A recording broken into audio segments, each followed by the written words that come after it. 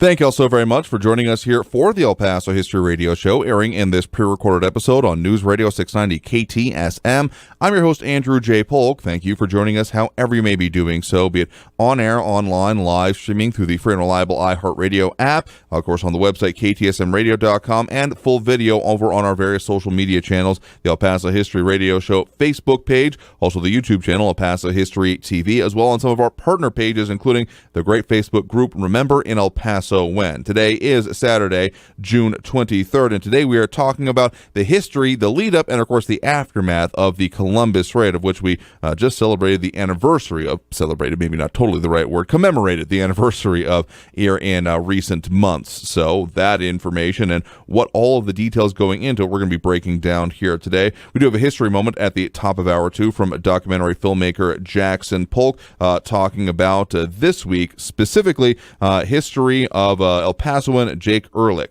But joining us here in studio today, we are joined by local military historian John Hamilton. Thank you very much for joining us here today. Thank you, sir. Good to be here. Absolutely happy to have you on to talk about some of these things, because often a lot of things get lost in the mist of time, the mythologization, if that's a word, that happens along with monumentous events like the Columbus raid, and some of the finer points and the fact that there are actual humans, peoples, and like motivations involved. It may seem inevitable at this point from this standpoint of history, but there was a lot going into it, and frankly, up until the moment that it happened and the surprise that came along with it, I don't think anyone at that point in time would have been like, oh, no, this will never happen. Why would anyone involve the United States in this? The entire thing is to not have us involved. So it was kind of a seminal moment in its own right, and of course led to very momentous things and a lot of machinations that were going on around in it. So whenever you start talking about the Columbus raid, particularly for someone who is like maybe not from the area, or one of those many people in our area who have no idea what has happened sometimes with our history here, where do you start describing it for someone?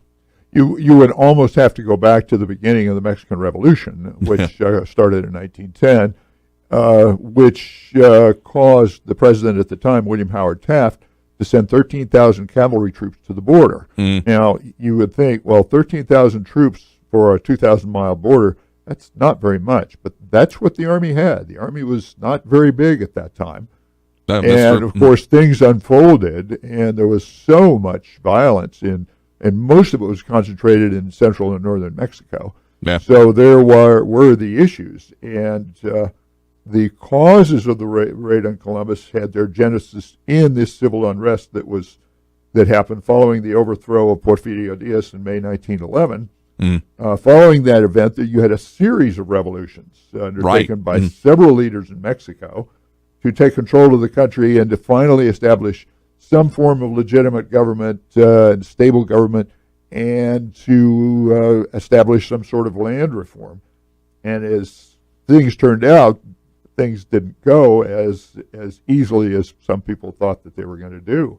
So by 1914, you have several rebel leaders in Mexico, Alvaro Obregón, Emiliano Zapata, Venustiano Carranza, and Pancho Villa, Francisco Villa. They had all pretty much succeeded in forcing General Victoriano Huerta from his role as dictator of Mexico. Huerta assassinated Francisco Madero and his vice president, and then took over the government for himself, and then ultimately was driven out of Mexico himself, only to come back to El Paso to try to go back into Mexico and to be picked up there by the forerunner of the FBI and put in detention on Fort Bliss for a while. And ultimately he died here and is now still interred in the Evergreen Cemetery down on Paisano, well, it's Paisano Road or Alameda Road. Right, down that area. Near UMC is the way I have to think about it these days here, because, there's a phrase that often comes up in the modern parlance of instability breeds instability. And looking back on applying that same kind of lens to history, that is very much my reading of parts of what was going on with the Mexican Revolution, as it refers to a span of time and not even necessarily even one distinct series of events, because there was a bunch of cascading ones that can be linked to each other. I mean, I've heard arguments linking this all the way back to Benito Juarez himself, and instability from that point in time as being some of the fomenting causes for the revolution itself. We're not going to go quite that far back with what we're talking about today. Because we need to focus on Columbus. Because the reason for Columbus happening is, it is directly related to all of this. So, understanding of it. But also, I think a lot of people end up clicking on a local area of the Mexican Revolution is something that happened elsewhere. And there was that one bit in Columbus, but otherwise it was all not here. But we have one picture that I want to start us off with here today for those over on our social media. This is from the elite confectionery that was in basically near what is now Paisano, even if it wasn't really considered at that point in time. And there are some interesting looking characters there, some very stylized, that one guy with his leg up, very much posing. But if the eagle-eyed observer looking over to the left-hand side of that picture would notice a very particular mustachioed individual who, maybe without one of his characteristics hats, is a little bit harder to notice. But that's Pancho Villa, sitting right there at an ice cream parlor, I think is the best way to put it, in near South Central El Paso today. And unfortunately, that building no longer exists, but a lot of people thinking, wait, wasn't he enemy number one at one point? Yes, later, after the Columbus raid. Spoiler alerts, he does end up leading a raid after this. Yes. But, he was in, around, and about El Paso a lot, even recruiting, getting materiel, trying to drum up support, as were, again, like you just mentioned with Huerta, I do believe, a lot of these guys were all over this place because as much as there was the military conflict and the movement of troops, forces, control of areas, those kind of things going on, there was the intrigue, the support, and the conversations back and forth and what would be happening when it came to, like you mentioned, decisions from the United States government as well. So there was a lot of interplay happening right here. So as a result of overthrowing Huerta, Carranza, who had been the governor of Coahuila, takes over as first chief, not president, but first chief, because you couldn't be president more than one term, and then you had to essentially step down. No re-election. But as first chief, he could be responsible for establishing the government however long it took.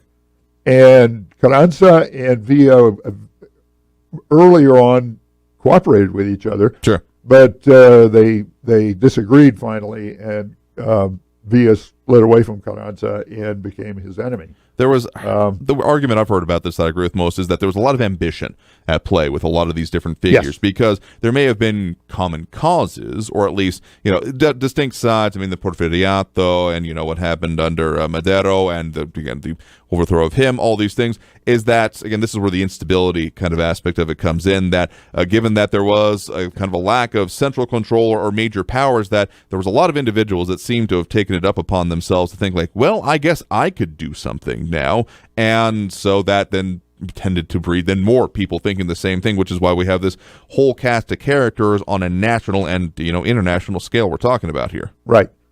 There then developed a lot of conflict between the Lion of the North, Pancho Villa, and Carranza and his generals, which included Alvaro Obregón. And ultimately in 1914, 1915, Villa fought a series of battles, two at Celaya in central Mexico, one at León, where there Alvaro Obregón lost an arm to a Villista shell, which made him, if he wasn't mad at Villa before then, he was now. Serious bone to pick. Villa then drifts north. He has a pretty large army, but the army is starting to drift away from him. Right. Fights that battle at Agua Prieta, right. South of Douglas, where searchlights illuminate the battlefield. Villa liked to attack at night. But the searchlights had to be powered from somewhere, so not only did the Americans allow the troops to come in from Laredo to cross over the border and fight Villa, the power probably came from the United States to power these searchlights at night.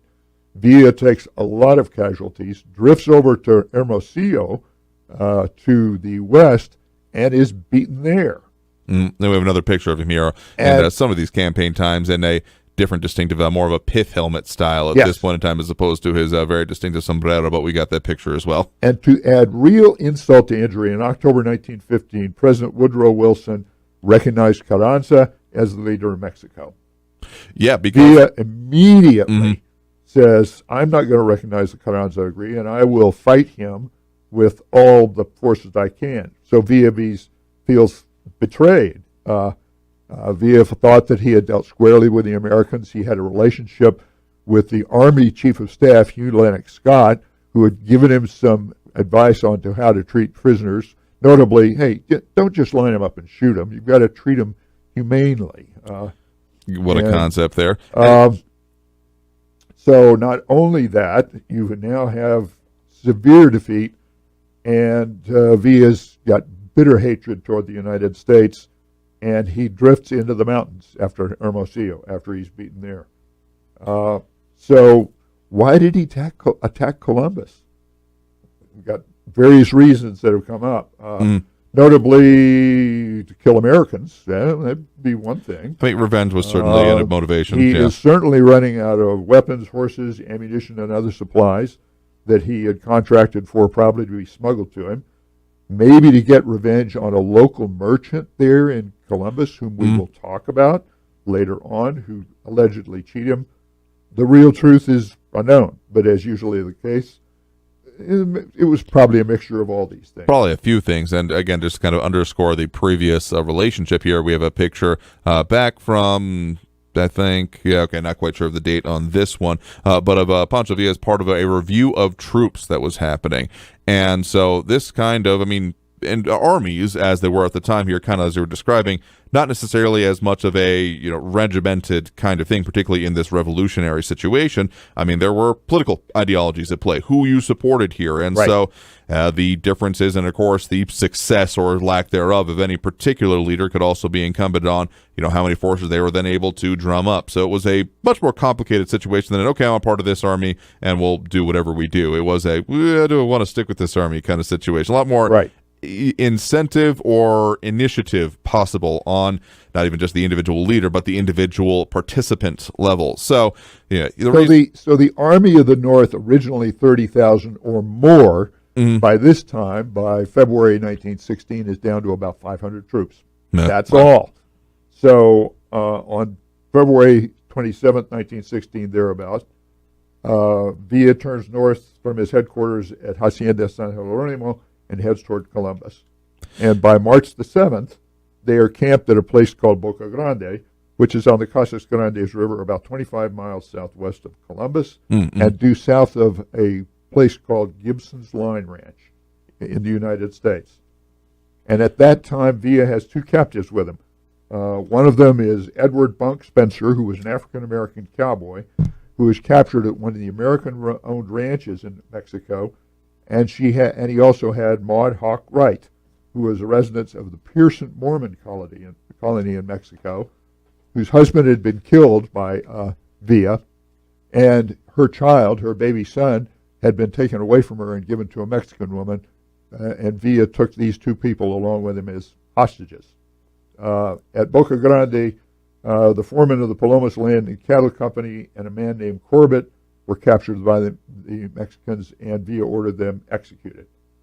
So on March 8th, at about 7 o'clock in the morning, now we have Villa moving northeast and moving to a wash on the Mexican side of the border, opposite Monument number 24 on the border. And it's still there. That monument is still there. We have to talk about Monument 1 on this side of things here, but it's still there, is where Villa can stage for the raid.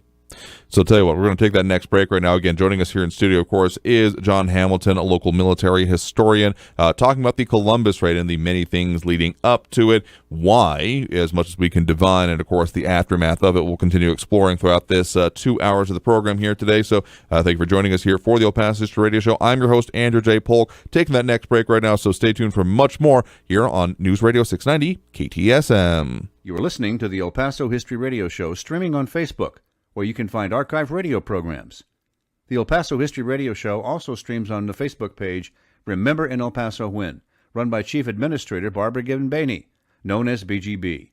Check out that page for thousands of archive pictures and videos of El Paso history. Remember in El Paso When on Facebook. The El Paso History Radio Show also streams on Saturday mornings on our YouTube channel, El Paso History TV. Go to youtube.com/El Paso History TV for archives of the El Paso History Radio Show. Also on that YouTube channel, you can see for free many other videos, documentaries, and lectures about El Paso area history at youtube.com El Paso History TV. Additionally, watch a dozen TV documentaries about El Paso history for free there on our YouTube channel. This includes Legends of El Paso's Mountains, Gunfights of the Old West, El Paso's Waco Tanks, Mexican Revolution sites in El Paso, and 8 more TV documentaries produced by El Paso filmmaker Jackson Polk since 2001.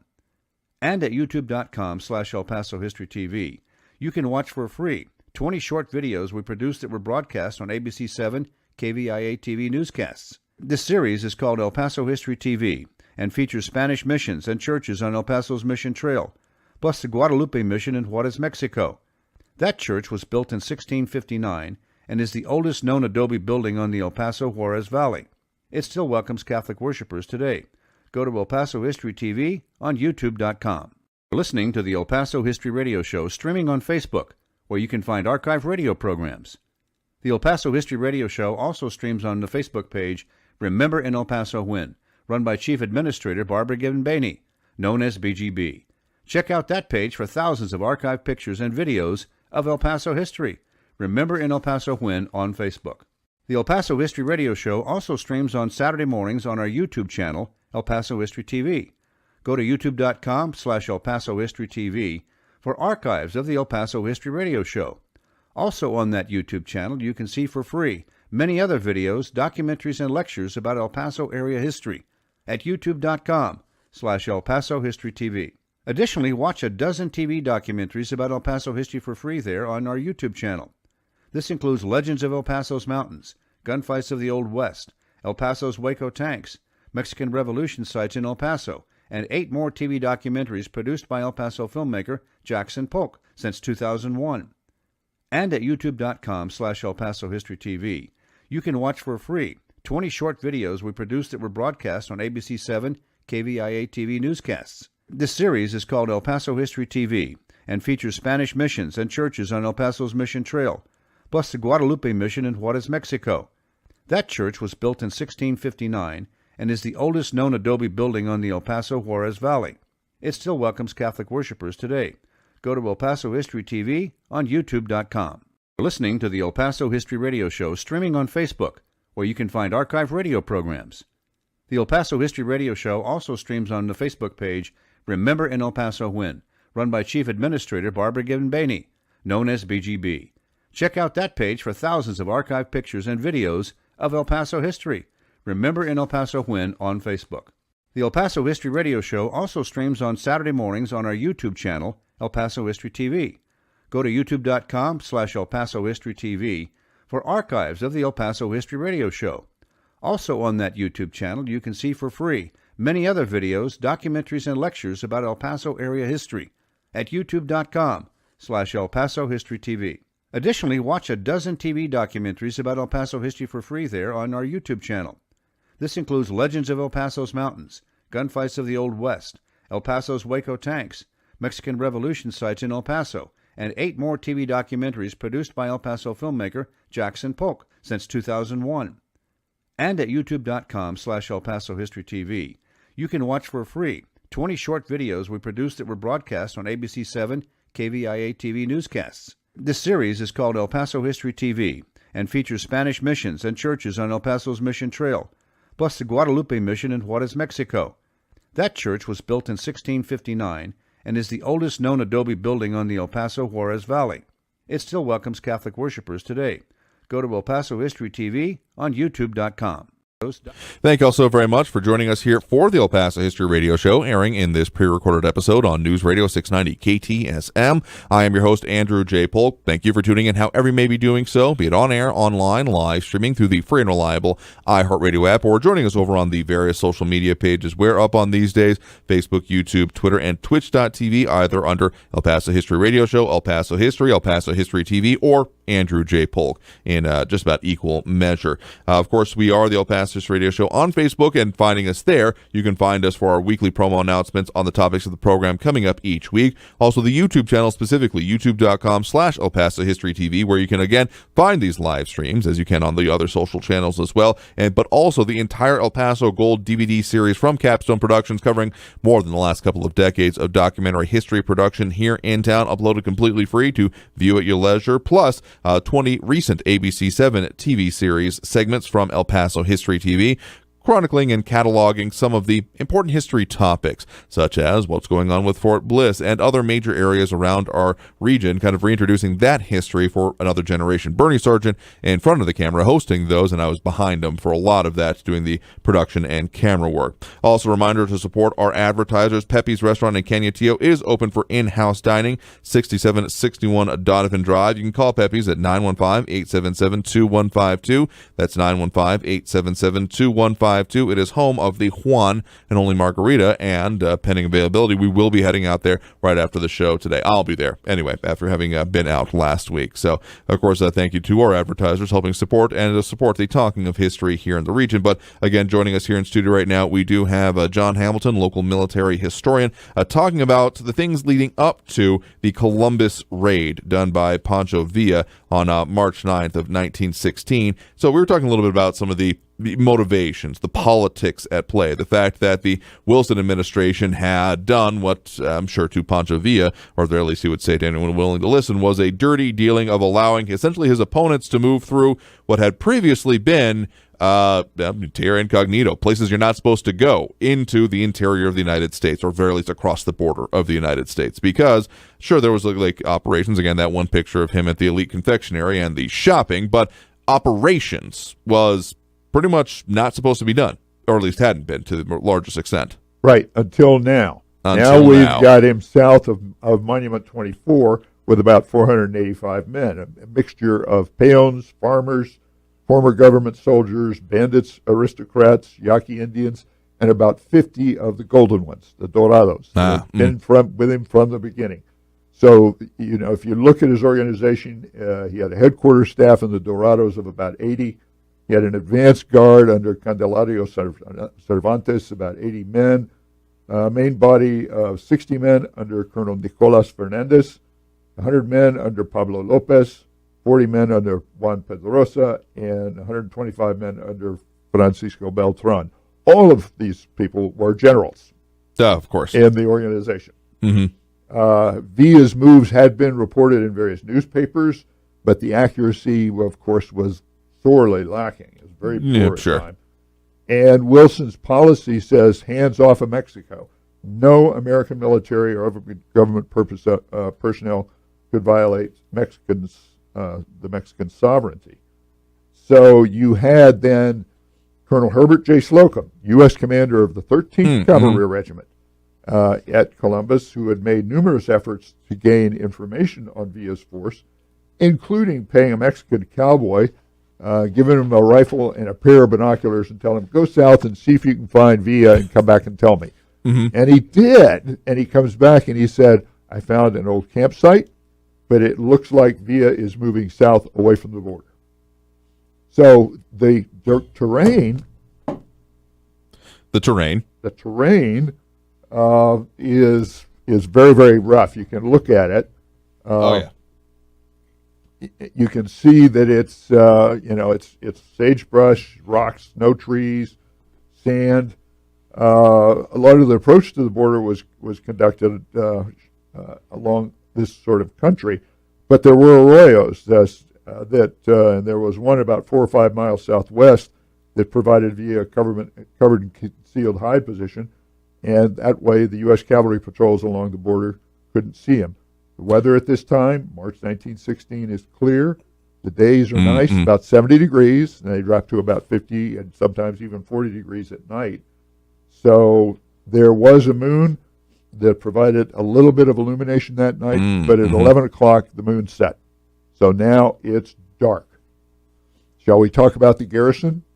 Briefly, yeah, I think we can do that right now. Okay, the garrison of the regiment should have been 900 soldiers, but only about 350 soldiers of the regiment were in camp at the time of the raid. The regiment's organized into 3 squadrons, 4 line troops with a headquarters detachment and a provisional machine gun troop. Okay. The 13th Cavalry had come from Fort Riley, Kansas in 1912. So here it is 4 years later, and they're still there. But most of the regiment is there. One troop, Troop I, was still at Fort Riley. And there was the 1st Squadron that was over in Alpine and Valentine and Marfa. So they're out of the picture. Yeah, so there's only 3 squadrons now that are at Columbus, and that amounted to about 350 soldiers to patrol about 65 miles of border. Very difficult to do. I mean, sparse terrain, but not exactly, as we're looking at again some of the pictures here from Columbus in the more modern day, not exactly flat either. So lots of different, gullies, washes, kinds of we're looking at there. So different and interesting avenues of approach. But tell you what, we have to get into more on that here in the next segment. Got to take that next break already here again. That's John Hamilton, military historian in our area, talking about the Columbus raid and all the things leading up to it. Yes, we'll get to the actual battle itself here, of course, because spoiler alert, it did happen. But and then, of course, the aftermath and what that ended up meaning. And well, there's a lot of questions and the impacts that came from it. So taking that next break right now. So stay tuned for more on the El Paso History Radio Show here on News Radio 690 KTSM. You are listening to the El Paso History Radio Show streaming on Facebook, where you can find archive radio programs. The El Paso History Radio Show also streams on the Facebook page Remember in El Paso When, run by Chief Administrator Barbara Gibbon-Baney, known as BGB. Check out that page for thousands of archive pictures and videos of El Paso history. Remember in El Paso When on Facebook. The El Paso History Radio Show also streams on Saturday mornings on our YouTube channel, El Paso History TV. Go to youtube.com/El Paso History TV for archives of the El Paso History Radio Show. Also on that YouTube channel, you can see for free many other videos, documentaries, and lectures about El Paso area history at youtube.com/El Paso History TV. Additionally, watch a dozen TV documentaries about El Paso history for free there on our YouTube channel. This includes Legends of El Paso's Mountains, Gunfights of the Old West, El Paso's Waco Tanks, Mexican Revolution sites in El Paso, and 8 more TV documentaries produced by El Paso filmmaker Jackson Polk since 2001. And at youtube.com/El Paso History TV, you can watch for free 20 short videos we produced that were broadcast on ABC 7 KVIA TV newscasts. This series is called El Paso History TV and features Spanish missions and churches on El Paso's Mission Trail, plus the Guadalupe Mission in Juarez, Mexico. That church was built in 1659 and is the oldest known adobe building on the El Paso Juarez Valley. It still welcomes Catholic worshipers today. Go to El Paso History TV on youtube.com. You're listening to the El Paso History Radio Show streaming on Facebook, where you can find archive radio programs. The El Paso History Radio Show also streams on the Facebook page Remember in El Paso When, run by Chief Administrator Barbara Gibbon-Baney, known as BGB. Check out that page for thousands of archive pictures and videos of El Paso history. Remember in El Paso When on Facebook. The El Paso History Radio Show also streams on Saturday mornings on our YouTube channel, El Paso History TV. Go to youtube.com/El Paso History TV for archives of the El Paso History Radio Show. Also on that YouTube channel, you can see for free many other videos, documentaries, and lectures about El Paso area history at youtube.com/El Paso History TV. Additionally, watch a dozen TV documentaries about El Paso history for free there on our YouTube channel. This includes Legends of El Paso's Mountains, Gunfights of the Old West, El Paso's Waco Tanks, Mexican Revolution sites in El Paso, and 8 more TV documentaries produced by El Paso filmmaker Jackson Polk since 2001. And at youtube.com/El Paso History TV, you can watch for free 20 short videos we produced that were broadcast on ABC 7 KVIA TV newscasts. This series is called El Paso History TV and features Spanish missions and churches on El Paso's Mission Trail, plus the Guadalupe Mission in Juarez, Mexico. That church was built in 1659 and is the oldest known adobe building on the El Paso Juarez Valley. It still welcomes Catholic worshipers today. Go to El Paso History TV on youtube.com. You're listening to the El Paso History Radio Show streaming on Facebook, where you can find archive radio programs. The El Paso History Radio Show also streams on the Facebook page Remember in El Paso When, run by Chief Administrator Barbara Gibbon-Baney, known as BGB. Check out that page for thousands of archive pictures and videos of El Paso history. Remember in El Paso When on Facebook. The El Paso History Radio Show also streams on Saturday mornings on our YouTube channel, El Paso History TV. Go to youtube.com/El Paso History TV for archives of the El Paso History Radio Show. Also on that YouTube channel, you can see for free many other videos, documentaries, and lectures about El Paso area history at youtube.com/El Paso History TV. Additionally, watch a dozen TV documentaries about El Paso history for free there on our YouTube channel.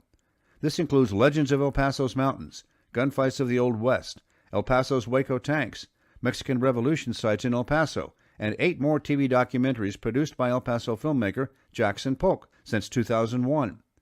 And at youtube.com/El Paso History TV, you can watch for free 20 short videos we produced that were broadcast on ABC 7 KVIA TV newscasts. This series is called El Paso History TV and features Spanish missions and churches on El Paso's Mission Trail, plus the Guadalupe Mission in Juarez, Mexico.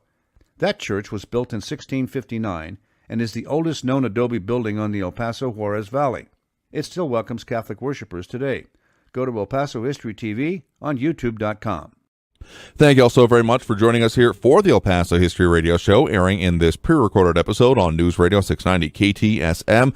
I'm your host, Andrew J. Polk. Thank you for joining us however you may be doing so. Of course, I have to mention at this point some of our great partners in promoting different aspects of El Paso's history, including the group over at Celebration of Our Mountains. Best way to find them is to search them up online, Celebration of Our Mountains, because the actual website, celebmtns.org, is a version of it. You can see how it's an approximation of Celebration of Our Mountains, but just search them up. You can find them also, of course, over on their various different social media, primarily the Facebook. Again, it is celebrationofourmountains.org is the main way to find them, but they do have their calendar with events coming up, including coming up a little bit later this month on the 29th. They are going to be having their monthly social for June out there at Arvino's Desert Crossing, happening the last Thursday of each month, as they're both returning to their roots, but also branching out, going from 6 to 8 p.m. now, as they have updated that. So 1 Arvino's Drive in Sunland Park, New Mexico. And if you want to find out more information, including their upcoming calendar events, some things already going on into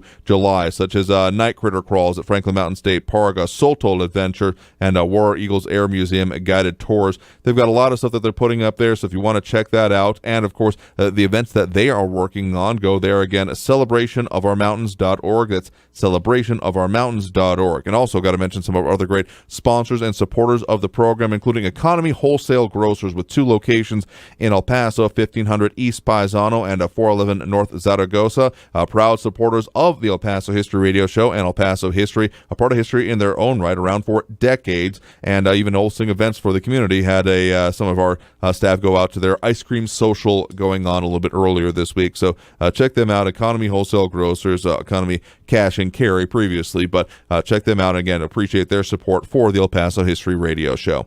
But of course, joining us here in studio right now, we do have again John Hamilton, local military historian, as we continue to break down the lead up to the Columbus raid, the pretty much seminal moment in the at least U.S. side of things when it comes to the Mexican Revolution and the things that came after it. So we were up to the point of kind of the various specific, maybe not too totally specific, but basically where the disposition of forces was, even for those that were maybe unaware that they were going to be disposed, sure, as they were aware, because the reconnaissance that was happening, you were saying that it was not totally aware that there was, it was thinking that it was getting close, Pancho Villa and his forces, that is, but maybe not totally engaging, because again, going north of the border under force of arms anyway had not been what had been allowed. The United States was not at war with Mexico. Mm-hmm. We were neutral, supposedly, although we did have some assistance there to Carranza in the past, which we discussed. Active interests, you might say. So despite the fact that Villa supposedly had turned away from the border,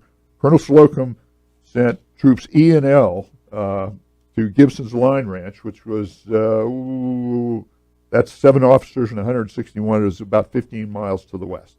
Okay. He put Troop G, 2 officers and 65 men, under Captain Jen Stedgy down at the border gate at Las Palomas, and said that I want you to run an officer's patrol, which is an officer leading a few cavalrymen, to Moody's Ranch, which was about 4.5 miles to the west of the border gate. Okay. And then mounted patrols were to be sent at irregular times along the border, and And just to make it clear, there are some vehicles in some of the pictures that we're showing here. At this point, cavalry was on horse. This is all horse cavalry. Mm-hmm. When you look at things, if you drive along the border now, you notice that it's pretty flat. When you get beyond Columbus, it gets a lot more rough. Right. So they needed, it was horse cavalry that was required to do this job. Yeah. There were a few vehicles, but not many. Right. At that time in 1916. I mean, we're talking in at that point, the midst of World War I, effectively, to put that in the same kind of time frame. Just before World War I, yeah. Yes. In fact, World War I was underway. Exactly. Started in 1914. So at night, on March 8th, 1916, all the troops in the camp at Columbus went to sleep. Mm-hmm. There were only about 12 officers and 341 troops present in the camp and in the town on the night 8th through 9th. So you had the regimental headquarters, the headquarters troop, the machine gun troop, the band, and you had troops F, H, K, and M. So you had 79 men in the garrison, in the post garrison, and that included quartermaster and medical personnel, which we will talk about here. Okay. Mm-hmm. There was an officer of the day, Lieutenant James P. Castleman, and there were 4 men per troop that were actually sleeping in the troop stables, and these were just sheds. They were open with sheds that provided shade.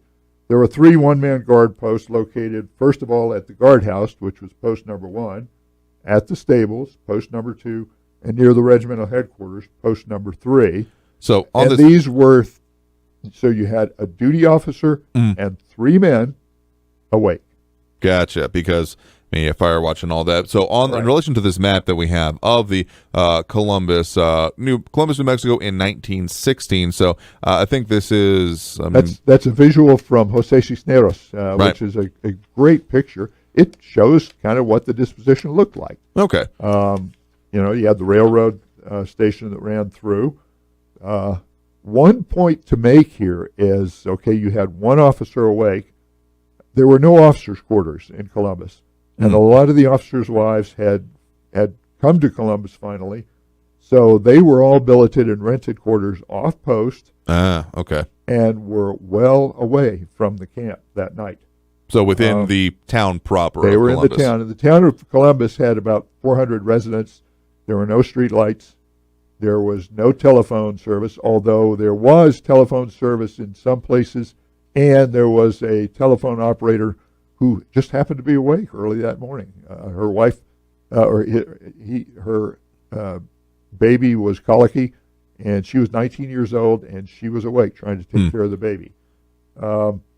So when Villa was in Boca Grande on the 8th of March, he sent 2 officers into the town of Columbus to find the location of the homes for the regimental officers, to find out what the local populace knew about his movements, where the supplies to be seized were, where the regimental stables were, and the number of soldiers in camp. And do you think they were interrupted? Possibly. Not at all. No, not at all. They got away with it. Were there Vista sympathizers in Columbus? Oh, you bet there were. Okay. So they got away with what they were doing. And the only thing they didn't report accurately was the number of soldiers in camp. They came back and told Villa there are 50 soldiers there, when we know, nope, it was 350. Yeah, a bit of a difference. So Villa issues an op order, and essentially it is an envelopment. He sends 1 group around to the south, 2 groups along guiding on the railroad, and 1 group to the north to come in to the camp from the north.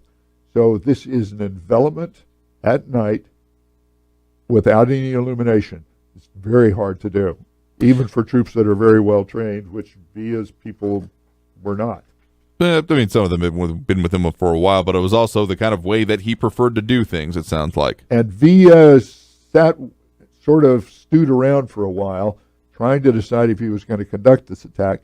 And by about 2 o'clock in the afternoon, he decided, yes, he was going to do it. He was going to execute. So, maybe they drew a sand table. Probably not. Maybe they talked through the order. Most likely. Yeah. And these were troops who had been with him, so were used to his orders. And significantly, Villa says, I will keep a reserve with me here, and I will stay with the reserve. And that's interesting, because previously Villa was in the forefront of a lot of the attacks. But now with machine guns and with the casualties he had taken, particularly at Agua Prieta, he wasn't going to risk his neck again. Gotcha. So with all that in mind, early in the morning on the 9th, he starts his movement he moves across the line, cuts the wire, comes in, moves to another high position short of Coots Hill, and is ready to attack. So, in the then movement of the attack, we got a Coots Hill that you just mentioned here.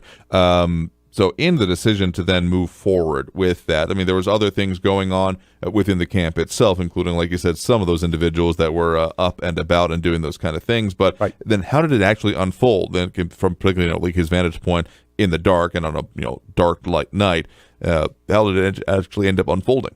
Coots Hill is a major terrain feature there. If you get up on Coots Hill, you can see everything. Mm-hmm. There were no soldiers up there that night. Mm. The hill, Coots Hill, was named for Captain Harry Coots, who was the M Company commander of the regiment. We don't know why it was named for Harry, but Sure.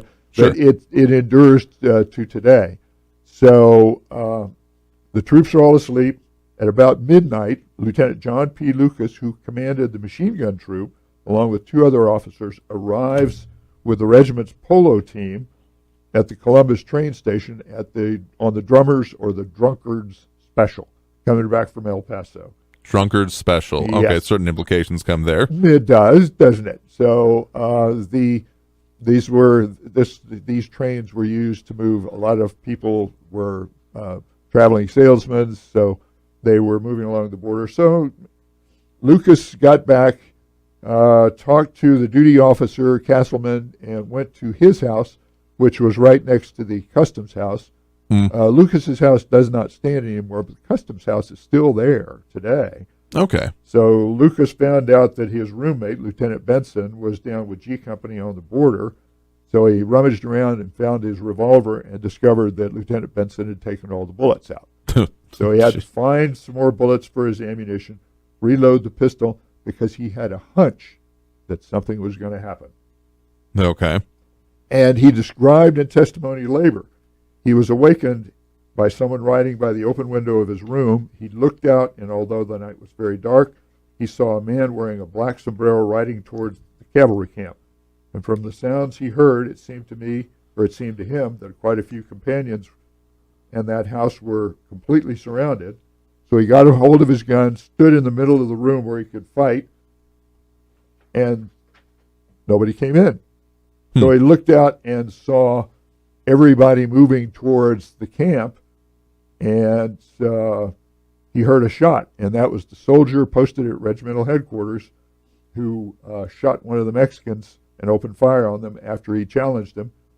And he was unable to find his boots, so Lieutenant Lucas ran out barefooted into the night to at least try to chase these troops, these invaders, and also maybe get to his troops down in the camp and maybe get a machine gun into position. And in fact, what happened, Private Fred Griffin of Troop K, who was at the regimental headquarters, Griffin heard the approach of mounted rivals and challenged them. They replied by shooting him in the stomach. Griffin returned fire and killed the man who shot him and 2 others, but then he dies. The staff duty officer, Lieutenant Castleman, grabbed his own pistol, ran out of the duty hut, and as he came around the side of the building, ran smack into a Villista, knocking him down and knocking Castleman down. Castleman was quicker on the draw, so he shoots the Villista and kills him, and realizes now that the firing has started, so he hightails it down to the barracks to get help. So that's the unfolding beginning bit of the attack. You're going to take that next break right now, but coming out of this break, continuing on our conversation with how the Columbus raid unfolded, and of course getting into the aftermath of it as well, here with, again, local military historian John Hamilton. So stay tuned for more on the El Paso History Radio Show after this break, here on News Radio 690 KTSM. You are listening to the El Paso History Radio Show, streaming on Facebook, where you can find archive radio programs. The El Paso History Radio Show also streams on the Facebook page Remember in El Paso When, run by Chief Administrator Barbara Gibbon-Bainey, known as BGB. Check out that page for thousands of archived pictures and videos of El Paso history. Remember in El Paso When on Facebook. The El Paso History Radio Show also streams on Saturday mornings on our YouTube channel, El Paso History TV. Go to youtube.com/El Paso History TV for archives of the El Paso History Radio Show. Also on that YouTube channel, you can see for free many other videos, documentaries, and lectures about El Paso area history at youtube.com/El Paso History TV. Additionally, watch a dozen TV documentaries about El Paso history for free there on our YouTube channel. This includes Legends of El Paso's Mountains, Gunfights of the Old West, El Paso's Waco Tanks, Mexican Revolution sites in El Paso, and 8 more TV documentaries produced by El Paso filmmaker Jackson Polk since 2001. And at youtube.com/El Paso History TV, you can watch for free 20 short videos we produced that were broadcast on ABC 7 KVIA TV newscasts. This series is called El Paso History TV and features Spanish missions and churches on El Paso's Mission Trail, plus the Guadalupe Mission in Juarez, Mexico. That church was built in 1659 and is the oldest known adobe building on the El Paso Juarez Valley. It still welcomes Catholic worshipers today. Go to El Paso History TV on youtube.com. You're listening to the El Paso History Radio Show streaming on Facebook, where you can find archived radio programs. The El Paso History Radio Show also streams on the Facebook page Remember in El Paso When, run by Chief Administrator Barbara Gibbon-Bainey, known as BGB. Check out that page for thousands of archived pictures and videos of El Paso history. Remember in El Paso When on Facebook. The El Paso History Radio Show also streams on Saturday mornings on our YouTube channel, El Paso History TV. Go to youtube.com/El Paso History TV for archives of the El Paso History Radio Show. Also on that YouTube channel, you can see for free many other videos, documentaries, and lectures about El Paso area history at youtube.com/El Paso History TV. Additionally, watch a dozen TV documentaries about El Paso history for free there on our YouTube channel. This includes Legends of El Paso's Mountains, Gunfights of the Old West, El Paso's Waco Tanks, Mexican Revolution sites in El Paso, and 8 more TV documentaries produced by El Paso filmmaker Jackson Polk since 2001. And at youtube.com/El Paso History TV, you can watch for free 20 short videos we produced that were broadcast on ABC 7 KVIA TV newscasts. This series is called El Paso History TV and features Spanish missions and churches on El Paso's Mission Trail, plus the Guadalupe Mission in Juarez, Mexico. That church was built in 1659 and is the oldest known adobe building on the El Paso Juarez Valley. It still welcomes Catholic worshipers today. Go to El Paso History TV on youtube.com. You're listening to the El Paso History Radio Show streaming on Facebook, where you can find archived radio programs. The El Paso History Radio Show also streams on the Facebook page Remember in El Paso When, run by Chief Administrator Barbara Gibbon-Bainey, known as BGB. Check out that page for thousands of archived pictures and videos of El Paso history. Remember in El Paso When on Facebook. The El Paso History Radio Show also streams on Saturday mornings on our YouTube channel, El Paso History TV. Go to youtube.com/El Paso History TV for archives of the El Paso History Radio Show. Also on that YouTube channel, you can see for free many other videos, documentaries, and lectures about El Paso area history at youtube.com/El Paso History TV. Additionally, watch a dozen TV documentaries about El Paso history for free there on our YouTube channel. This includes Legends of El Paso's Mountains, Gunfights of the Old West, El Paso's Waco Tanks, Mexican Revolution sites in El Paso, and 8 more TV documentaries produced by El Paso filmmaker Jackson Polk since 2001.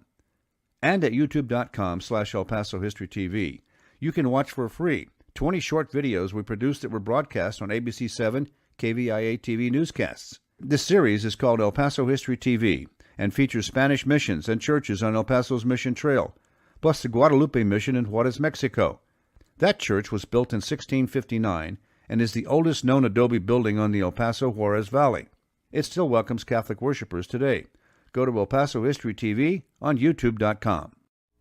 Thank you all so very much for joining us here for the El Paso History Radio Show, airing in this pre-recorded episode on News Radio 690 KTSM. I'm your host, Andrew J. Polk. Thank you for tuning in, however you may be doing so, be it on air, online, live streaming through the free and reliable iHeartRadio app, or joining us over on the various social media channels here. Of course, I have to mention some of our other great partners in promoting different aspects of El Paso's history, including Talk and Rock Radio, Rick Hearn's music podcast. Go to talkandrockradio.com. That's talk, A-N-D, rockradio.com, where he has a lot of remembrances, talks with artisans of the past, present, and those still performing in and around the region, and some of the historic performances, locations, groups that came through, including most recently the Box Tops, The Letter Made Me Cry Like a Baby, and Rick Levy, entitled The Busiest Musician I Know. So a lot of those things in production again in this year, so check them out, talkandrockradio.com. But again, joining us here in studio right now, we do have John Hamilton, local military historian, as we are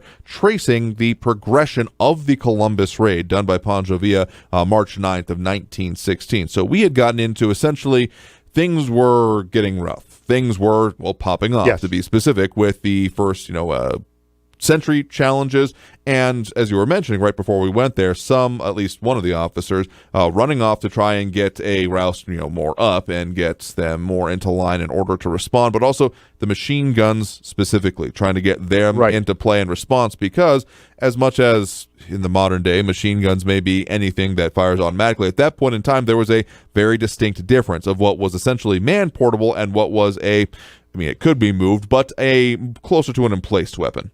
Yes, things were getting rough. You had Cervantes now in the stable areas, and they're overwhelming the guards there and starting to run the horses off.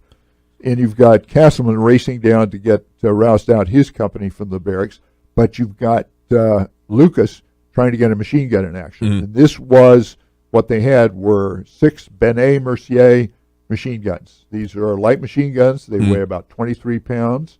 They're air-cooled. The design is French, and we got them in 1909. The French used them with 8mm. The Brits used them with 303. Ours were chambered 30-06. Same same rounds as the 1903 Springfield. Okay. It's also a very good weapon for its time and still is in use today. But this is an air-cooled weapon. It was temperamental. There was a long tray at the top that you had to load by hand, and then you stick those into the breech of the machine gun. If you put it in upside down, the gun would jam. The gun also had the problem of breaking extractors and ejectors. So a good gunner would always have a couple of extra extractors and ejectors, so you could take the gun apart real fast and put it into operation. Battlefield repairs, if you will. So Lucas gets one of the guns into action, manages to get to the tent where the weapons are stored under lock and key. There is a story that the troops didn't have their rifles and they had to find the keys to unlock gun racks. Well, that's not true. Geez. The troops had their weapons and ammunition in their barracks with them. But it was the machine guns that were kept under lock and key because obviously they could be stolen, and it cost $600 to $1,000 for Villa to buy a gun, which was an outrageous sum at that time. Yeah, that's I forget the calculations offhand, but several orders of magnitude more these days. So Lucas and one of his teams gets the gun into action, fires a few rounds with the machine gun, and the gun jams in the dark. So trying to get the gun fixed in the dark is a challenge. They raced over to an adobe building where the medics were. And the medics had barricaded themselves inside because they were not armed. Right. Consequently, they had to bang on the door to get the medics to open the door to let them in, and the medics weren't going to let them in because they didn't want to get shot. The cooks at this time were preparing breakfast, and they were able to swing into action with whatever they had. They had shotguns. One of them killed a guy with an axe. Really? One of them threw scalding water on some of the vistas. They tried to come into the cook shack. Wow. So the cooks are fighting tooth and nail.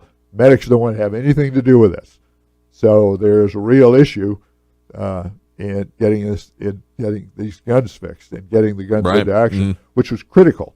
Was the design good? Well, for its time. Yeah, it was fairly light. The guns sometimes would overheat, and you would have to let them cool. They weren't like the machine guns we have today, where you can replace barrels. Oh, right. So, this is a picture of a gun that's in the museum at Columbus. That's worth seeing. It's the gun. It's what they had. And basically the way the ammunition worked there, for those who aren't able to see the pictures on radio, is that it's kind of like a belt fed, except that it's not a flexible belt. It's a tray, as you described it. So it's a flat thing that is then being kind of fed through the top of the gun. Yes. And so, I mean, it could function, but as, a lot of those early designs, it's kind of a funky looking thing, at least from the modern standpoint, with a weird stock that kind of loops down below, but I guess leaves some room for it. I mean, on a bipod, again, it could have been picked up by a person, but fired accurately at that point is dubious. The point would be that it was crew service would have kind of been put into a position and fired from that position on it. So mobility, maybe not the total point of it here, which is interesting that it was then attached to cavalry units overall. Well, and it was because it was lightweight. You could tie it to a mule and carry the gun into action with you. And it didn't have a tripod; it had a bipod. So it was what they had. Later on, this is 1916. By 1917, we'd have the very excellent Browning machine gun, but it was water cooled, and that thing was heavy. Yes, the one that people I think would recognize some of these from a lot of the different movies and things that have come out about this. But so the stewards and the medics, them doing it, but they eventually finally get the some of this into play, right? Yes, eventually they get the guns into play. Now, F Company under Castleman and a Sergeant Michael Fody managed to push the Villistas beyond the railroad tracks towards the town. And they inflict quite a few casualties, but they take a few casualties themselves. So they're moving north, and Castleman finally manages to form a line between the railroad tracks and the coal bins where they had coal for the railroads, and a house with the bank across the street and the commercial hotel. I'm sorry, the Hoover Hotel across the street. And you kind of wonder, well, why did he end up right there at that intersection? Well, the reason was that's where his wife was. He lived off post. His wife was there, and he was quite concerned about getting to where his wife was and making sure she was okay. Sure. And this is a problem they run into. The columns were working. The machine gunners are in action. But it's still dark. The troops were well trained. They were excellent marksmen. You were paid extra money depending on how well you qualified with your rifle. So if you were a marksman, you got $2 a month more. If you were a sharpshooter, you got $3 a month more. And if you were an expert, you got $5 a month more. And well, it's not much money. Well, yeah, back in if you're buying nickel beers, at that point it was something. It's something, yes. And 86% of the Army then were qualified either sharpshooter or expert at the time. Okay. They wanted the money, and they put great store in marksmanship with the rifles and with the machine guns, which were just now getting into action. And they were being in action in World War I over in Europe as well. So by this time, the Villistas are in town. They are looting. You have the column that came in from the north, and they were all surprised, I think, that the cavalry was able to react as quickly as they did, going from about a few minutes to in full action. And Castleman forms his line, and he stays there for an hour, exchanging shots with Villistas that are on the main street and Broadway in downtown, what could be considered downtown Columbus. As much as a couple dozen blocks of city could be considered a downtown. But tell you what, we're going to have to conclude the thrilling tale of the attack and its conclusion here once we come back for the next hour, because we got to take that next break, hit the top of the hour news here. So again, that's John Hamilton, local military historian. Well, we will continue recounting this tale of how the attack unfolded and, of course, getting into what happened after. So we'll have to take that break right now. So stay tuned for more on the El Paso History Radio Show after this break and the top of the hour news here on News Radio 690 KTSM. You are listening to the El Paso History Radio Show streaming on Facebook, where you can find archive radio programs. The El Paso History Radio Show also streams on the Facebook page Remember in El Paso When, run by Chief Administrator Barbara Gibbon-Bainey, known as BGB. Check out that page for thousands of archived pictures and videos of El Paso history. Remember in El Paso When on Facebook. The El Paso History Radio Show also streams on Saturday mornings on our YouTube channel, El Paso History TV. Go to youtube.com/El Paso History TV for archives of the El Paso History Radio Show. Also on that YouTube channel, you can see for free many other videos, documentaries, and lectures about El Paso area history at youtube.com/El Paso History TV. Additionally, watch a dozen TV documentaries about El Paso history for free there on our YouTube channel. This includes Legends of El Paso's Mountains, Gunfights of the Old West, El Paso's Waco Tanks, Mexican Revolution sites in El Paso, and 8 more TV documentaries produced by El Paso filmmaker Jackson Polk since 2001. And at youtube.com/El Paso History TV, you can watch for free 20 short videos we produced that were broadcast on ABC 7 KVIA TV newscasts. This series is called El Paso History TV and features Spanish missions and churches on El Paso's Mission Trail, plus the Guadalupe Mission in Juarez, Mexico. That church was built in 1659 and is the oldest known adobe building on the El Paso Juarez Valley. It still welcomes Catholic worshipers today. Go to El Paso History TV on youtube.com. You're listening to the El Paso History Radio Show streaming on Facebook, where you can find archive radio programs. The El Paso History Radio Show also streams on the Facebook page Remember in El Paso When, run by Chief Administrator Barbara Gibbon-Bainey, known as BGB. Check out that page for thousands of archived pictures and videos of El Paso history. Remember in El Paso When on Facebook. The El Paso History Radio Show also streams on Saturday mornings on our YouTube channel, El Paso History TV. Go to youtube.com/El Paso History TV for archives of the El Paso History Radio Show. Also on that YouTube channel, you can see for free many other videos, documentaries, and lectures about El Paso area history at youtube.com/El Paso History TV. Additionally, watch a dozen TV documentaries about El Paso history for free there on our YouTube channel. This includes Legends of El Paso's Mountains, Gunfights of the Old West, El Paso's Waco Tanks, Mexican Revolution sites in El Paso, and 8 more TV documentaries produced by El Paso filmmaker Jackson Polk since 2001.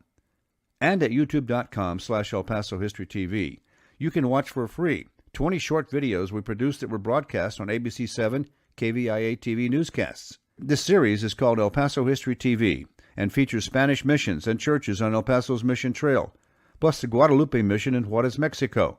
That church was built in 1659 and is the oldest known adobe building on the El Paso Juarez Valley.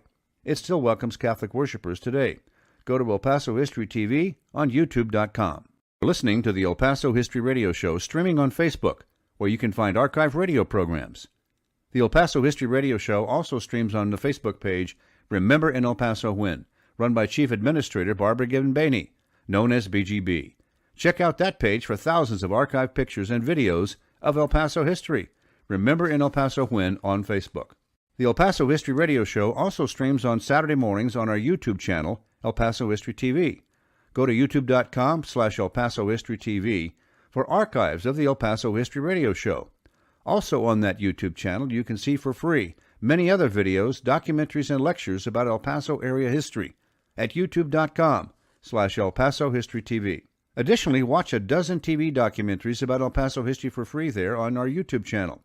This includes Legends of El Paso's Mountains, Gunfights of the Old West, El Paso's Waco Tanks, Mexican Revolution sites in El Paso, and 8 more TV documentaries produced by El Paso filmmaker Jackson Polk since 2001. And at youtube.com/El Paso History TV, you can watch for free 20 short videos we produced that were broadcast on ABC 7 KVIA TV newscasts. This series is called El Paso History TV and features Spanish missions and churches on El Paso's Mission Trail, plus the Guadalupe Mission in Juarez, Mexico. That church was built in 1659 and is the oldest known adobe building on the El Paso Juarez Valley. It still welcomes Catholic worshipers today. Go to El Paso History TV on youtube.com. You're listening to the El Paso History Radio Show streaming on Facebook, where you can find archive radio programs.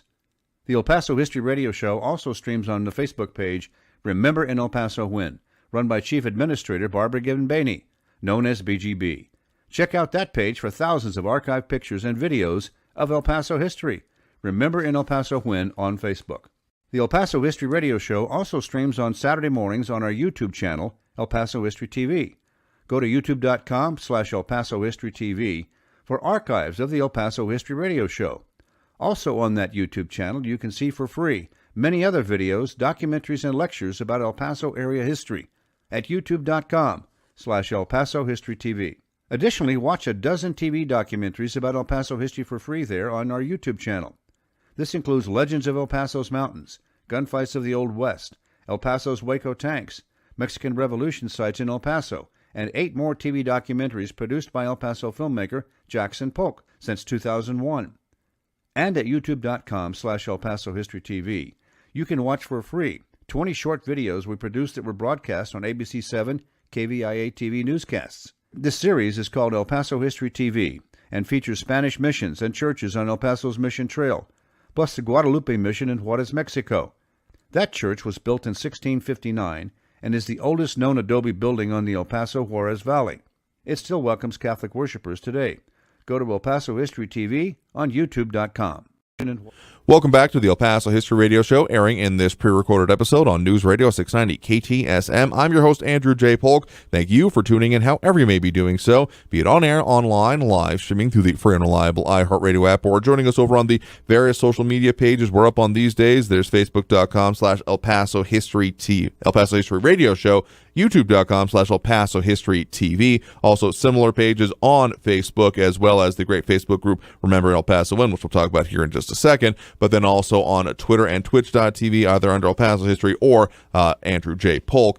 Of course, we have a lot of different ways, and we appreciate everyone who chimes in on those social pages, letting us know where they're chiming in from. But starting off hour 2 of the program, as we usually do, with a history moment from documentary filmmaker Jackson Polk, talking this week about one of the tallest men, at least in El Paso's history. At one time, El Paso was home to the world's tallest man. He was Jake Ehrlich, who moved to El Paso from Denver in 1912 with his family when he was 6 years old. He lived much of his life in El Paso.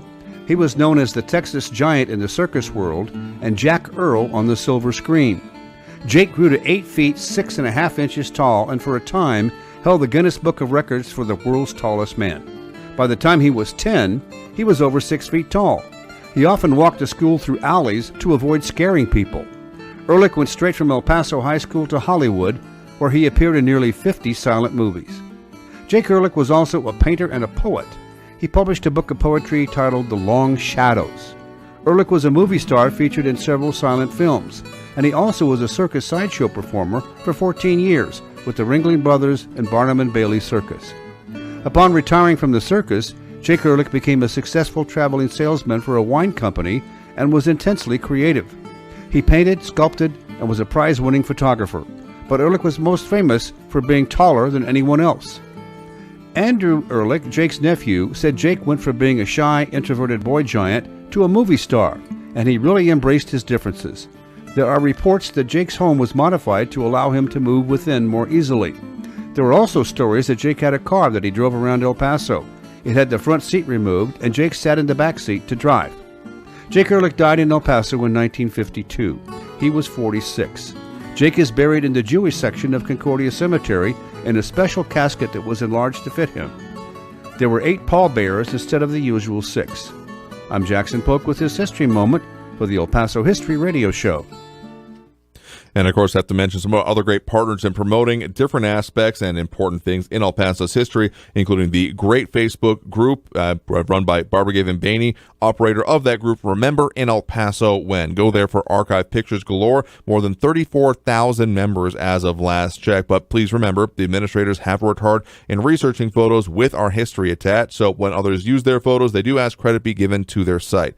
And a lot of credit to be given indeed to, again, Chief Admin, Owner, and Historian Barbara Gibbon-Bainey, affectionately known as BGB, along with admins Rick Duncan, Rick Nahara, Margaret D. Smith, and Jim Gerber, and moderators Ben Vincent and Dan Graves. It's no mean feat to keep such a large group on task and on track without any of the spam that you often find in a lot of other places these days. And they do a very good job at it, but they're always looking for a few more good hands and eyeballs in this case. So if you want to join the page or become a part of their moderation or administrative staff, find them, drop them a line, and they'll be happy to have you. Again, the Facebook group, Remember in El Paso When. But again, joining us here in studio right now, we do have a local military historian, John Hamilton, as we are recounting the events that, well, previously led up to and were currently ongoing, as we are telling them right now, on the Columbus raid by Pancho Villa during March 9th, 1916, the early morning hours. And so we had gotten through essentially the response from the U.S. forces coming more into play, the firing line that was being set up there specifically by Castleman, being able to get some semblance of control, maybe, but events were still very rapidly unfolding. Let's talk about where the officers are. Where are the officers? Right. What's going on? Where's the regimental commander? Herbert J. Slocum was 2 weeks shy of his 61st birthday. Mm-hmm. He was a good commander. He was somewhat aloof. He was notable for the fact that when you saw him, he always had a cigar. Yeah. Always. But he was old. The old saying is there are old cavalrymen, there are bold cavalrymen, but there are no old, bold cavalrymen. So, contrary to reports, he was not in Deming that night, nor was he drunk. He was in his house, which was about a mile north on the east side of the town of Columbus. So what do? You're with your families. There's no officers' quarters on the post, so they're spread out all over Columbus. And there is no communication. He doesn't have email. He doesn't have texting. He has no phone. He can't talk to anybody in the duty shack. So what does he do? Well, the officers have been located. Villa's spies found most of where they lived, and the Villistas surrounded their houses. For example, Captain Ryan, who had a house south of the railroad track, his wife came out of the house trying to get away from the Villistas, and ran into a Villista who grabbed her and said, "A dónde va? Where are you going?" And she said, "Nowhere," and he let her go. And there were a group of Villistas that showed up at Slocum's house and started banging on the door. They went out the back door into the sagebrush and into the mesquite in their nightclothes. Because they had no choice. That's what they had to do. So they get away. You had Captain Smizer and his wife who were awakened and realized they were in trouble when they heard the Mexican voices outside their door. They had 2 kids and barely escaped out a window as the Villistas battered down the front door. And they hid in an outhouse until Smizer understood that he could hear some of the Villistas talking about where the officer was. So they leave the outhouse. They go barefoot into the sagebrush, and they are found by Major Frank Tompkins early the next morning. Lieutenant William McCain and his wife heard the Villistas. The McCain house was on the west side of town. McCain had an orderly. You could take a soldier into your household, pay him extra money to take care of your uniforms and your horse and accoutrements, and also kind of help keep up the house. So a lot of officers had the money to pay these soldiers to do it, and the soldiers liked it because you're out of the barracks. You're getting better food with the family. You were playing with the kids. It was a good deal. So McCain and his orderly moved his wife and their young daughter out, and they had a pistol and a shotgun and a knife, but the shotgun was loaded with birdshot. So they run into a Villista. They fire at him with the shotgun. That only makes him mad. Yeah, peppered him a bit. So they knock him down and try to cut his throat with a knife, and that doesn't work. The knife isn't sharp enough. The Villista's starting to yell for help. Oh, jeez. So they, rather than shoot him with a pistol, they just beat him to death in view of the wife and the child. So it's a bloody spectacle that's going on. Absolutely. So the officers are in real trouble. They have to get. What do you do? Yeah, they're scattered. As we can stay and support your family, or do you say to your wife, "Here's my revolver. Take care of yourself and the kids. I got to go join my troops. Because I mean, the general disposition of the area. So on this map that I guess is, I was trying the compass rose, but I believe it is north-south oriented. Yep. So that essentially the military forces, if looking at the map, you kind of see like the crossing of the road and the railroad kind of make a cross and kind of divide it up into not exactly 4 equal quadrants. So the military forces, the stables, and a lot of these different facilities, the hospitals we were talking about, kind of in that southeastern part, and then the officers spread about the northern part entirely, the blocks that are available and can be seen there throughout the town. So officers were essentially scattered throughout with their the actual troops that they were supposed to be commanding off there. And then you can also see on the bottom left-hand side of the southwest part of that picture where Coots Hill was, very close to some of those houses you were talking about as well. It's a desperate fight. They truly are. You've got the enemy in among you. It's dark. There's no street lights. There's no communications. There is no way to get reinforcements. The only reinforcements you have are your own. Right. And there's no reserve. So now you've got Villistas that are also in town, and they are fighting with some of the civilians who are themselves armed, and they start suffering casualties. They find, after the battle, they find a number of the townspeople that are gunned down, and they're just lying in the street. The druggist who's living at the commercial hotel tries to get to his drugstore where he's got rifles. I guess, I'm not sure if you could go to Walgreens today and buy a lever action. But, I'd be surprised. But in those days, you carried all manner of things, particularly if you were out in the middle of nowhere, like you were in Columbus. So he gets gunned down. There is a man, Mr. Frost, who tries to get his wife and baby out in their car and drive to Deming, and he's wounded twice. His wife manages to get him in the back seat, and she takes over driving, and she's never driven before in her life. Oh, no. But she makes it. Oh, good. They get there. And in fact, their car is in the museum in Columbus. It was found in a garage some years ago. You've got Milton and Bessie James. Bessie is pregnant with her first child. They're near the railroad tracks, and they figure if they can make it to the Hoover Hotel, they'll be safe. So they start running, and they're hit probably by Villistas that are firing at Castleman's line. Bessie is hit. Milton is hit. Milton manages to get help, and they drag Bessie into the hotel, and Bessie exclaims, "Oh, now we are safe." And she dies, along with their child. So the civilians are suffering too. And, it brings to mind, if you were fighting a battle, what do you do with the civilians that are around you? Yeah. What do you do if they're armed and they're trying to get into the fight? And are they going to interfere, or are they going to contribute to what you're doing? There were refuges. The bank had a vault, and you could hide there in the bank, and it was pretty substantial. That was across from the Hoover Hotel and Castleman's house, and there was the school to the north.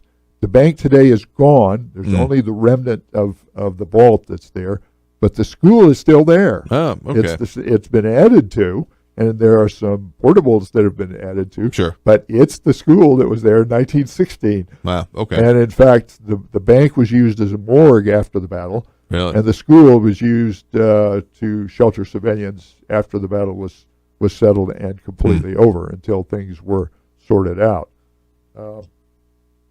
So a desperate fight, as you were saying, and spread throughout the town. I mean, chaos definitely sounds like it was reigning, even as there were attempts to control it, or attempts to try to organize a cogent defense. So we're going to continue talking about this. The attack continues to unfold. Again, talking here with local military historian John Hamilton. Got to talk more about this after taking this next break, so stay tuned for more on the El Paso History Radio Show after this, here on News Radio 690 KTSM. You are listening to the El Paso History Radio Show, streaming on Facebook, where you can find archive radio programs.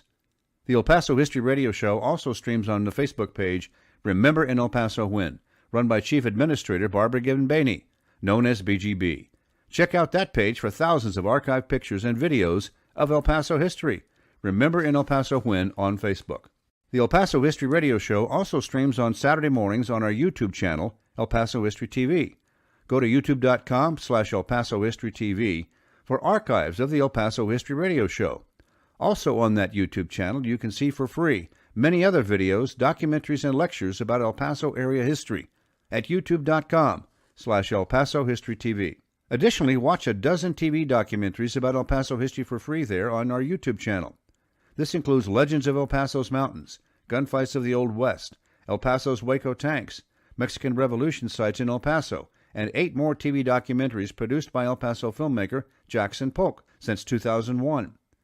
And at youtube.com/El Paso History TV, you can watch for free 20 short videos we produced that were broadcast on ABC 7 KVIA TV newscasts. This series is called El Paso History TV and features Spanish missions and churches on El Paso's Mission Trail, plus the Guadalupe Mission in Juarez, Mexico.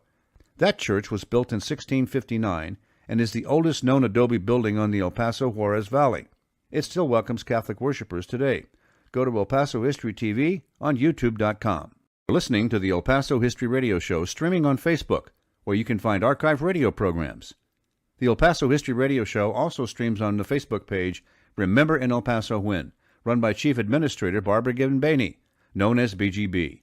Check out that page for thousands of archive pictures and videos of El Paso history. Remember in El Paso When on Facebook. The El Paso History Radio Show also streams on Saturday mornings on our YouTube channel, El Paso History TV. Go to youtube.com/El Paso History TV for archives of the El Paso History Radio Show. Also on that YouTube channel, you can see for free many other videos, documentaries, and lectures about El Paso area history at youtube.com/El Paso History TV. Additionally, watch a dozen TV documentaries about El Paso history for free there on our YouTube channel. This includes Legends of El Paso's Mountains, Gunfights of the Old West, El Paso's Waco Tanks, Mexican Revolution sites in El Paso, and 8 more TV documentaries produced by El Paso filmmaker Jackson Polk since 2001. And at youtube.com/El Paso History TV, you can watch for free 20 short videos we produced that were broadcast on ABC 7 KVIA TV newscasts. This series is called El Paso History TV and features Spanish missions and churches on El Paso's Mission Trail, plus the Guadalupe Mission in Juarez, Mexico. That church was built in 1659 and is the oldest known adobe building on the El Paso Juarez Valley. It still welcomes Catholic worshipers today. Go to El Paso History TV on youtube.com. You're listening to the El Paso History Radio Show streaming on Facebook, where you can find archive radio programs. The El Paso History Radio Show also streams on the Facebook page Remember in El Paso When, run by Chief Administrator Barbara Gibbon-Bainey, known as BGB. Check out that page for thousands of archive pictures and videos of El Paso history. Remember in El Paso When on Facebook. The El Paso History Radio Show also streams on Saturday mornings on our YouTube channel, El Paso History TV. Go to youtube.com/El Paso History TV for archives of the El Paso History Radio Show. Also on that YouTube channel, you can see for free many other videos, documentaries, and lectures about El Paso area history at youtube.com/El Paso History TV. Additionally, watch a dozen TV documentaries about El Paso history for free there on our YouTube channel. This includes Legends of El Paso's Mountains, Gunfights of the Old West, El Paso's Waco Tanks, Mexican Revolution sites in El Paso, and 8 more TV documentaries produced by El Paso filmmaker Jackson Polk since 2001. And at youtube.com/El Paso History TV, you can watch for free 20 short videos we produced that were broadcast on ABC 7 KVIA TV newscasts. This series is called El Paso History TV and features Spanish missions and churches on El Paso's Mission Trail, plus the Guadalupe Mission in Juarez, Mexico. That church was built in 1659 and is the oldest known adobe building on the El Paso Juarez Valley. It still welcomes Catholic worshipers today. Go to El Paso History TV on youtube.com. Thank you all so very much for joining us here for the El Paso History Radio Show, airing in this pre-recorded episode on News Radio 690 KTSM. I'm your host, Andrew J. Polk. Of course, want to tell you about a few other things going on in and around town, including the McGoffin Home out now with their July schedule of events. Them often having quite a number there, including coming up Saturday, July 1st at 10 a.m., their family-friendly cooking class focused on the strawberry shortcake recipe by Mrs. P using the El Paso cookbook produced in 1898. We previously featured that on this show and the program here, so check that out as a family-friendly cooking class. And then Friday, July 7th, they'll be having their Friday Fun Days sprinkler cool down using the great grounds and areas around the McGoffin home for sprinklers. And then Saturday, July 8th, they do have yoga because there was a proponent of by Joseph McGoffin as a proponent of physical activity, so in that spirit. And then Saturday, July 8th, they're going to be having a talk, How El Paso Works, Community and Human Development. Again, all inspired by the activities or those are in and around the McGoffin home at those times. So if you want to find out all of the information, you can find them or email them at mcgoffin-home@thc.texas.gov, or just look up for the McGoffin Home State Historic Site. But again, joining us here in studio right now is, of course, John Hamilton, a local military historian, as we are still unfolding the many events going on in the progression of the Columbus raid. So we had gotten through the initial attack, the swarming of the Vista forces throughout all parts of town and intermixed with both the the military areas, the civilians, the attacks on that, the spread outness of the officers. So chaos. It sounds very chaotic overall. Oh, it is.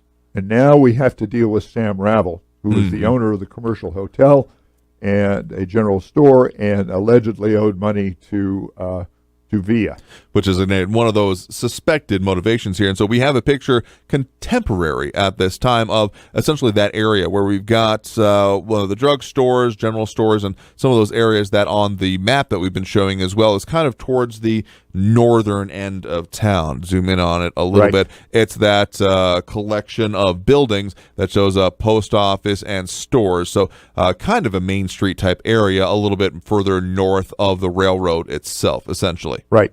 So the Villistas go looking for Sam, and they can't find him because he's in El Paso having recovering from oral surgery at the dentist's office. Okay. But they find his two nephews, Louis and Art, and they take Art, who's 14 years old, take him out of the hotel, haul him over to the store, and say, "Open the safe."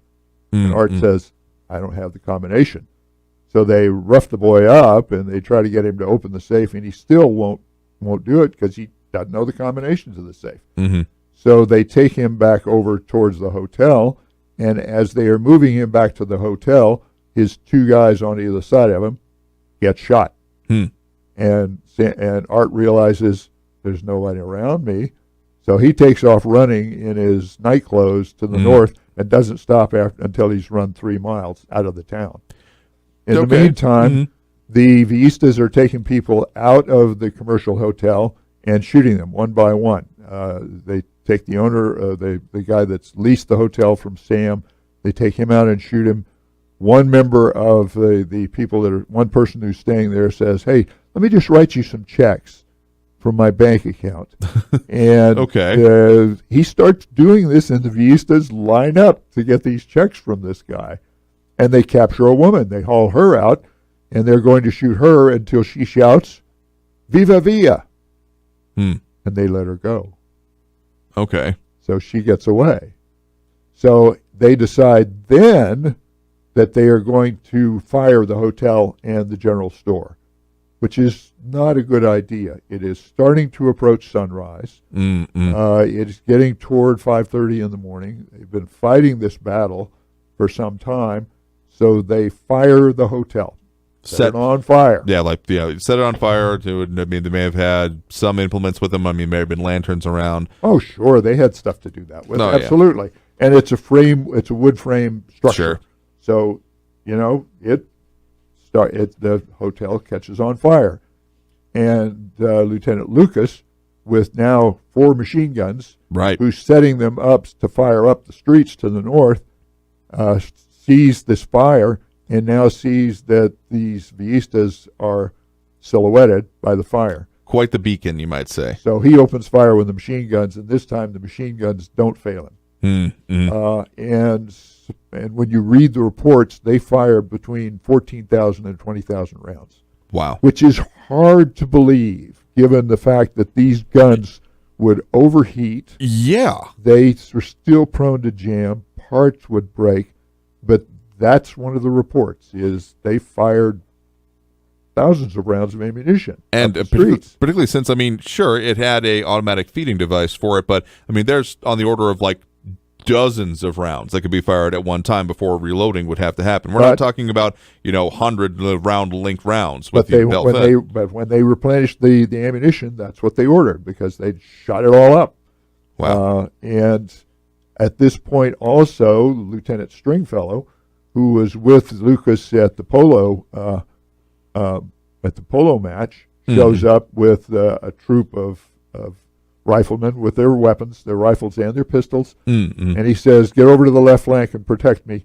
And the Villistas now start saying, "We're really taking casualties. This is bad," and they start now to filter back over toward the hide position, the reserve position. Where's Villa?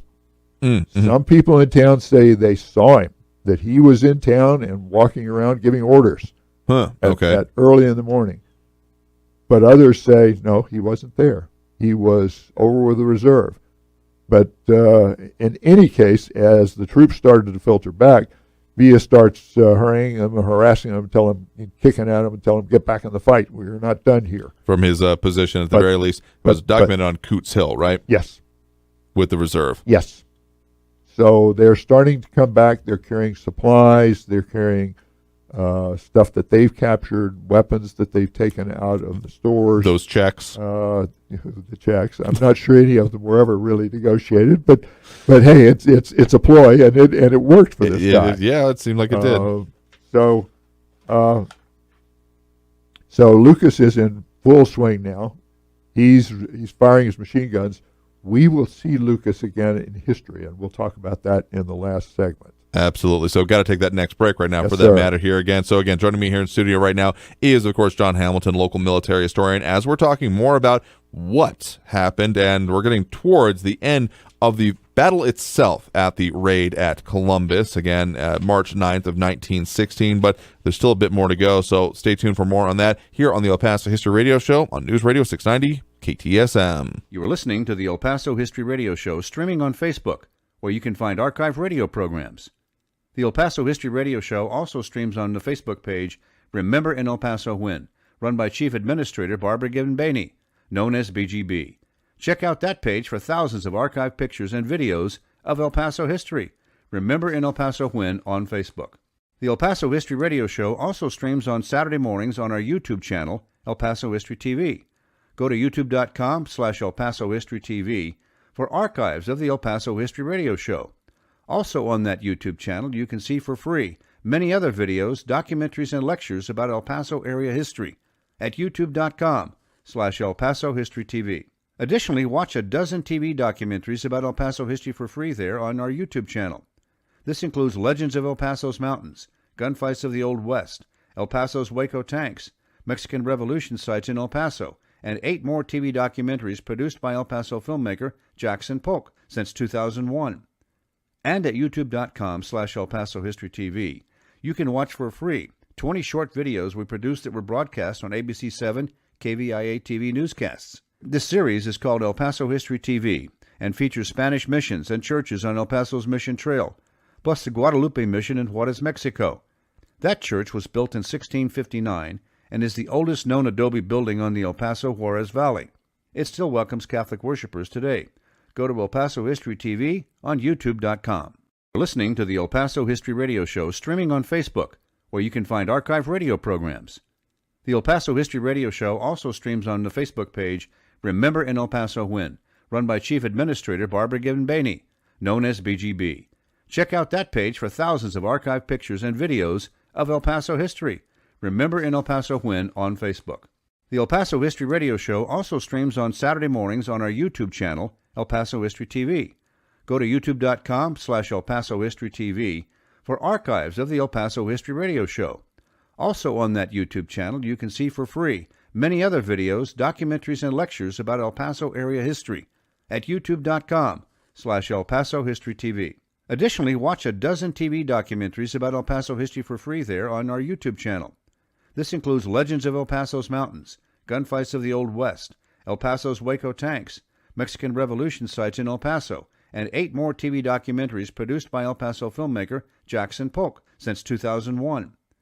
And at youtube.com/El Paso History TV, you can watch for free 20 short videos we produced that were broadcast on ABC 7 KVIA TV newscasts. This series is called El Paso History TV and features Spanish missions and churches on El Paso's Mission Trail, plus the Guadalupe Mission in Juarez, Mexico.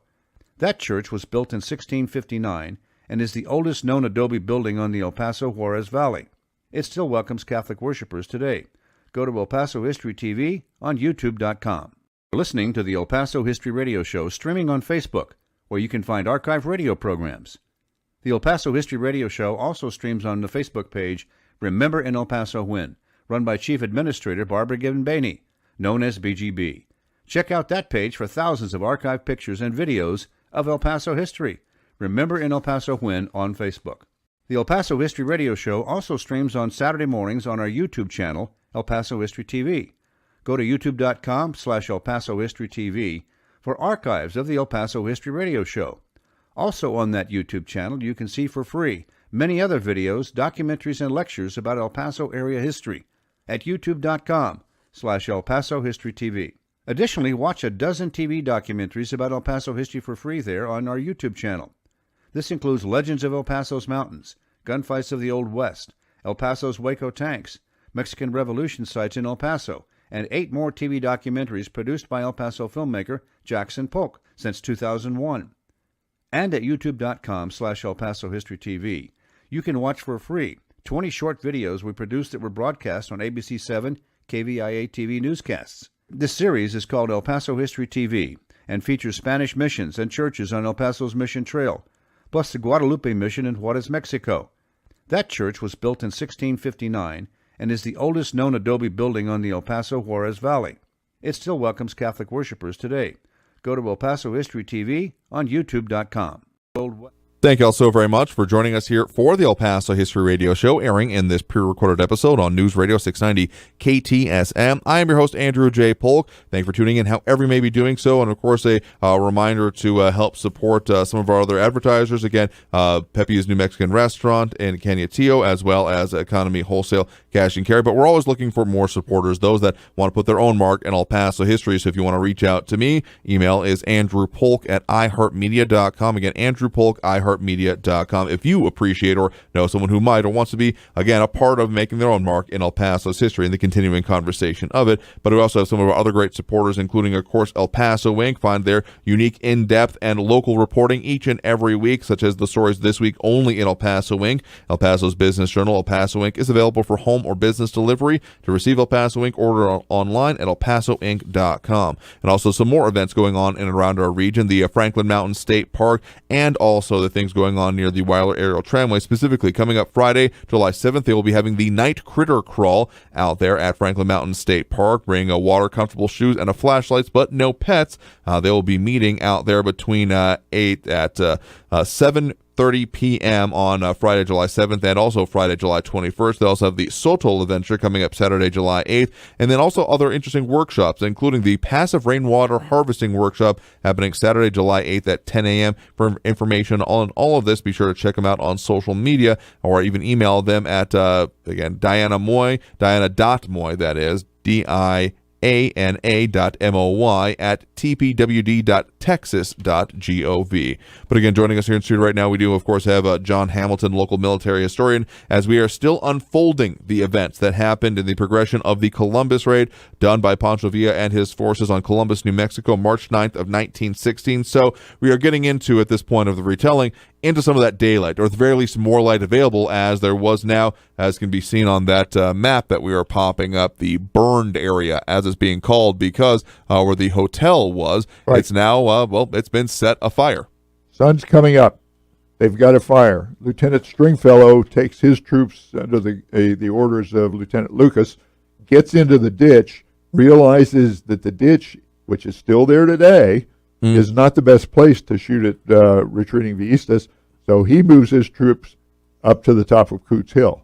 Lieutenant Lucas then encounters Hamilton Bowie, who is the regimental quartermaster. Captain Bowie says, "What do you want me to do?" So he turns over command of the machine guns, and Lieutenant Lucas then takes a detachment of troops and goes into the town to clear the town. Okay.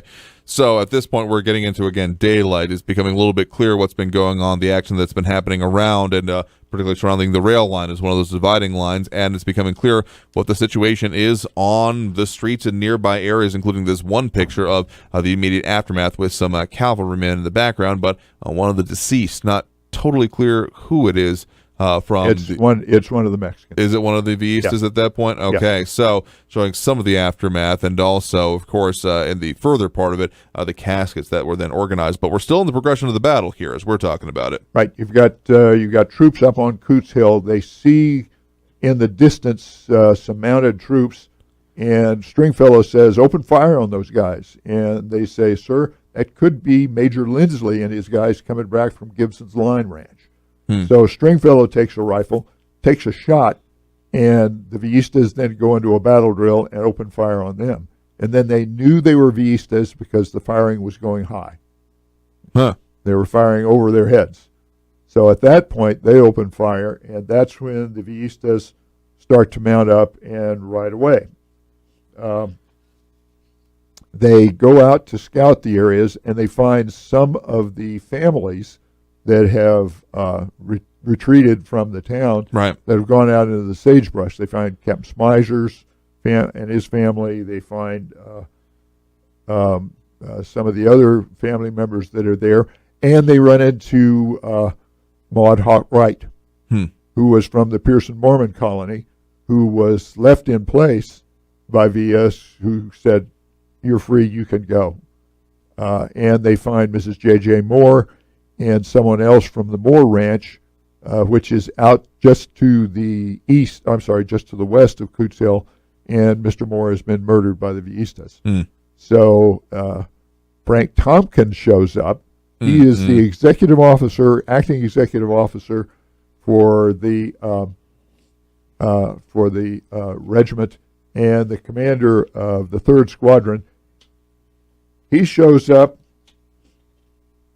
with about 30 troops and asks Colonel Slocum, who now is there in uniform with his pistol, and says, "Let me go after these Villistas, because pursuit is what the cavalry does." Sure. Pursuit, reconnaissance, security, that's what they do. And Colonel Slocum says, "Go get them." So they race after them, and they get to a place that's a small knoll, and we got a picture of the knoll that's just south of the border, that's got a water tower on it. That's it right there. Okay. And he runs into a group of Villistas who are dismounted to protect the retreating Villistas as a rear guard, and Tompkins orders a charge and overruns them and kills several of them okay. with pistols. So in this picture here, we got a few of them. I think which one of these is Major Frank Tompkins? Okay, Tompkins is the fellow on the left with his hand on his hip and his .45 caliber pistol. And he's talking to a man named Bertani, who's one of the drivers. You can see in the background they did have an automobile. Right. And the fellow to the right of Bertani is Major Lindsley. And he's obviously back from Gibson's Line Ranch. And it's interesting because Tompkins is wearing his issue 45. Right. Major Lindsley's wearing a revolver belt. So he's got his own pistol. He's not using the .45 caliber pistol. And then there's another officer that's standing far to the right who is wearing a revolver, and it's tucked into his rear hip pocket. Right. Which is rather interesting. So did the officers have their own firearms? Surely. Absolutely. Yeah. And in fact, if you might recall, George Patton was in the 8th Cavalry. He was deployed out to Sierra Blanca. And he was armed with the issue 45 that accidentally discharged one night. And the town marshal there, Fearless Dave Allison, said, "You want to get an 1873 revolver, which is safer because you can put the hammer on an empty chamber." Right. And so Patton buys his revolver from the Shelton Payne Arms Company here in El Paso, and that's the pistol you see him wearing in World War II. Right. Engraved, custom-ordered revolver from Colt. Yeah. So these guys use their own guns. They carried their own pistols sometimes. Yeah, because it would have been the issued one then. Would that have been the 1911 at that point? Yes. The Colt 1911, which was, given the designation, yes, cutting-edge technology at that point absolutely. in time. It had good hitting power. It was it fired 7 rounds. If you didn't keep it clean, it was somewhat prone to jam. Right. So you had to make sure you had the safety on and make sure that you hopefully didn't have a round chambered. But then you had to chamber a round, if it wasn't chambered, Right. to shoot the thing. And the 1911, still with us. Yep, it's definitely still around to this day. But so, in the progression of the battle, they take the hill, they pursue the forces here. Yes. The Villistas are withdrawing, but not entirely empty-handed. Tompkins is chasing the Villistas. They have a lot of horses. They've captured quite a few supplies. There are reports that they captured 300 Mauser rifles. I don't believe that. They would have been hard to carry. They didn't have wagons. They may have captured a few rifles, but certainly not 300. Okay. Well, they've been present in this area at that point? Among the Villistas, yeah. Okay. Well, and when you think about it, the Springfield is a Mauser design. Yeah, okay. Fair enough in that way. It is drawn from the German Mauser design. The bolt action design there. So Tompkins keeps chasing after Villa. He sends a note to Captain Stedgy, who is at Palomas Gate, and says, "Can you send your troops out here? I need some support." And Stedgy sends back a note that says, "Nope, we've got firing here. I can't pull away from the border." And then he sends a note by express rider back to, that is, Tompkins sends a note back to Slocum saying, "I'm here at the border. I'm in Mexico. We're not supposed to be here. What do you want me to do?" Yeah. And the note comes back from Slocum saying, "Well, use your discretion." Okay. So Tompkins continues the attack, charges forward, sees, and it's now he's got about 50 mounted riders. And of course the Villistas are still around about 300, 350, because they've lost guys in Columbus. Martin Lopez, one of Villista's lieutenants, is severely wounded, probably from a machine gun bullet, and he later dies, which hits Villa very, very hard. Martin Lopez was a young man. He'd been with him from the very beginning, and he's trying to get him out. So the Villistas look back and say, "Hey, they've only got about 50 guys back there." So they dismount and try to fight Tompkins, and Tompkins overruns them again with his 50 troopers, taking no casualties and inflicting a lot of casualties on the retreating Villistas.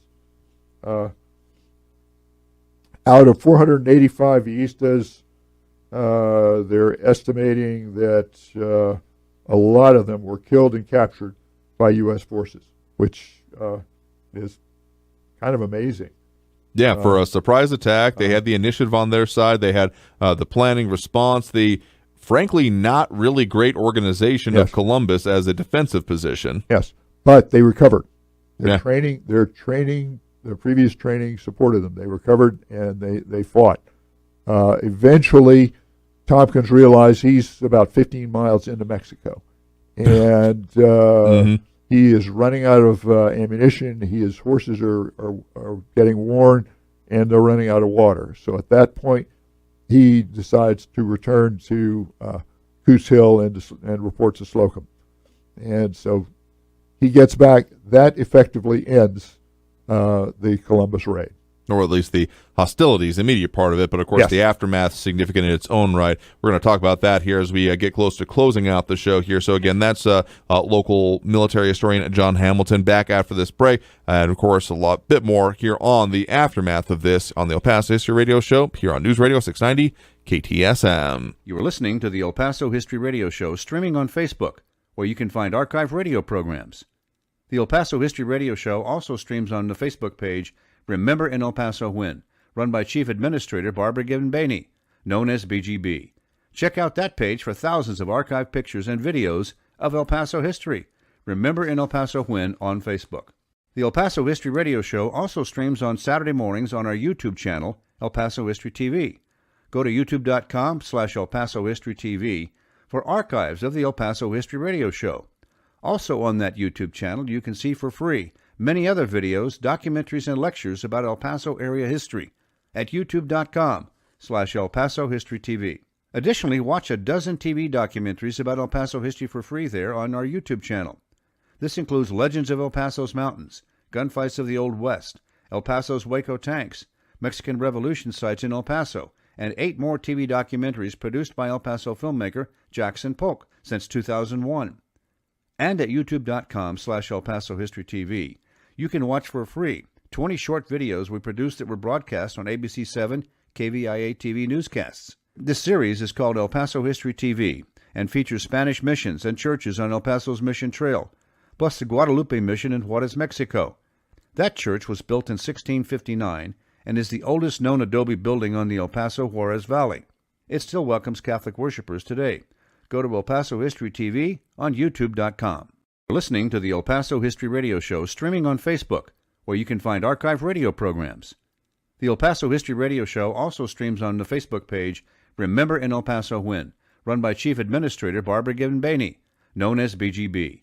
Check out that page for thousands of archived pictures and videos of El Paso history. Remember in El Paso When on Facebook. The El Paso History Radio Show also streams on Saturday mornings on our YouTube channel, El Paso History TV. Go to youtube.com/El Paso History TV for archives of the El Paso History Radio Show. Also on that YouTube channel, you can see for free many other videos, documentaries, and lectures about El Paso area history at youtube.com/El Paso History TV. Additionally, watch a dozen TV documentaries about El Paso history for free there on our YouTube channel. This includes Legends of El Paso's Mountains, Gunfights of the Old West, El Paso's Waco Tanks, Mexican Revolution sites in El Paso, and 8 more TV documentaries produced by El Paso filmmaker Jackson Polk since 2001. And at youtube.com/El Paso History TV, you can watch for free 20 short videos we produced that were broadcast on ABC 7 KVIA TV newscasts. This series is called El Paso History TV and features Spanish missions and churches on El Paso's Mission Trail, plus the Guadalupe Mission in Juarez, Mexico. That church was built in 1659 and is the oldest known adobe building on the El Paso Juarez Valley. It still welcomes Catholic worshipers today. Go to El Paso History TV on youtube.com. Thank you all so very much for having joined us here for the El Paso History Radio Show. I've been your host, Andrew J. Polk. Continuing on, of course, here again with a local historian of military history, John Hamilton, as we've been talking about the progression of the Columbus raid, reached its conclusion, but of course it didn't stop there. At the very least, set up a whole lot more and was quite the wake-up call to arms, a whole lot of ways you want to put it, when it comes to leadership on this side of the border and, of course, what ended up happening south of the border. Right. So Villa withdraws. How soon do you think the word got out about the raid? I would imagine pretty quickly. Very quickly. Susie Parks, we have mentioned, was the telephone operator. She opened the line to El Paso and sort of gave a running a report of what she heard and saw. Wow. There was also an Associated Press reporter with his telegrapher in Columbus that night on a hunch. Now, how did he know? His name was George Cease. He had ridden with Villa before in Mexico. So he knew something. So he manages to get over to the telegraph office, which is closed and locked, breaks in, and has his telegrapher send out reports of what happened. So by the next day, there were reports in newspapers all over the country. This puts Woodrow Wilson on the horns of a dilemma. Yep. What do you do now? There are those who are calling for the invasion of Mexico, the seizure of northern Mexico. Albert Bacon Fall was one of those, Senator Fall. Oh, yes. And so within 9 days, Woodrow Wilson orders the punitive expedition. He directs that this be led by John J. Pershing, that the Southern Department commander, who was a guy named Frederick Funston, who was a bit of a firebrand. And it sort of makes sense that he didn't send Funston in command because things might have been different. But in any case, Pershing then takes 10,000 troops that he rounds up from border duty and takes them into Mexico with him. Right. And that includes the 7th, the 10th, the 11th, and the 13th Cavalry Regiments. So he takes Slocum's 13th with him, along with Slocum, who really doesn't last very long. At some point in the expedition, he retires and is replaced by Frank Tompkins. And the reports come back on the punitive expedition that, they never caught Villa. Villa was wounded in a skirmish with Carrancistas at Guerrero, and some say he was shot from behind by one of his own troops. But that puts him out of the fight. Right. But there are several engagements with the cavalry where they completely surprise the Vistas and inflict a lot more casualties. So the mission was to break up the band. The expedition pretty much did that. Yeah. Until they had a unit of the 10th Cavalry that was later on sent through Carrizal to go to the railroad, who encountered Carranza forces, and they got into a really severe fight and had 23 of their soldiers captured. Interesting. So now you have Carranza that's closing in on the punitive expedition. They outnumber the punitive expedition, but Carranza wants nothing to do with a war with the United States. Right, yeah. He knows he will lose, and you start now having the issue with unrestricted submarine warfare and the Zimmerman telegram. Oh, yes, all those confluences, because, again, we're in the middle of World War I at that point, the Great War at that point, of which, had the U.S. entered by this point, 1916? Not 16. Not 16, Not until 1917, in February, I think, was their declaration. So it's still mid off of that, and yes. There's some previous conversations on shows we've had about that being a part of the point of it, of yes. keeping the U.S. Bottled up in other ways. But, yeah, we have in the meantime, what's going on the coasts and yes. of it, and then again, eventually fomenting the eventual declaration of war, the sinking of the Lusitania, among yes. other things. So Columbus was the first invasion or incursion into the United States since the War of 1812. Yeah. And it was significant because it showed that we had some issues with our organization. It showed some issues with mobilizing the National Guard, which Wilson did. More than 100,000 National Guardsmen were sent to the border after a couple more incursions happened. And there were some issues there, and that brought us into World War I, which took a lot of these soldiers into the fight. But it's interesting that during World War I, the cavalry stayed on the border. Yeah, because there were only 2 regiments that went to Europe, and those regiments essentially didn't have much of a role because of trench warfare. Yep, and artillery and machine guns. Machine guns, the advent of the mechanized aspect, which was arguably, the first real mechanized movements were during that punitive expedition, as we saw armored cars, vehicles, airplanes, and trucks. Those things, and trucks. They bought 250 trucks on the orders of the Chief of Staff, General Scott, who took it upon himself without authorization from the Congress to buy these trucks. And initially they were driven by civilians who were sort of hard to deal with. So eventually they were replaced with military drivers. And those were of use. They were able to resupply because we were not allowed to use the Mexican railroads. And the punitive expedition got 400 miles into Mexico, so you had a long supply line. Right. So the trucks worked. Yeah, I would say so. Basically, you could argue that out of this raid and right in our region, again, the dawn of mechanized warfare began. Yes.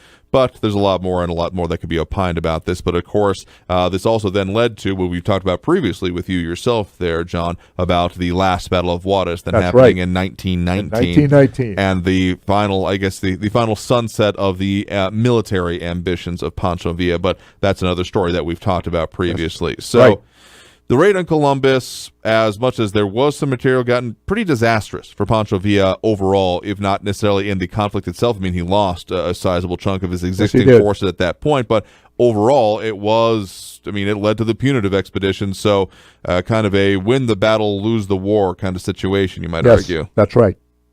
That's where we end up. That's where we end up in a Pyrrhic victory in its own right in that case here. So, again, a lot of this can be seen going out and visiting there. And one other thing is that, of course, in the immediate aftermath, we showed some of the casualty photos, that area that was burned in Columbus there. Yes. Even because, as reflected on that Cisneros map, as you mentioned, that one segment that reflects as in the shaded, the burned area could be seen there in some of the immediate aftermath photos as well. So the foundation of the building is still there. You can pick it out.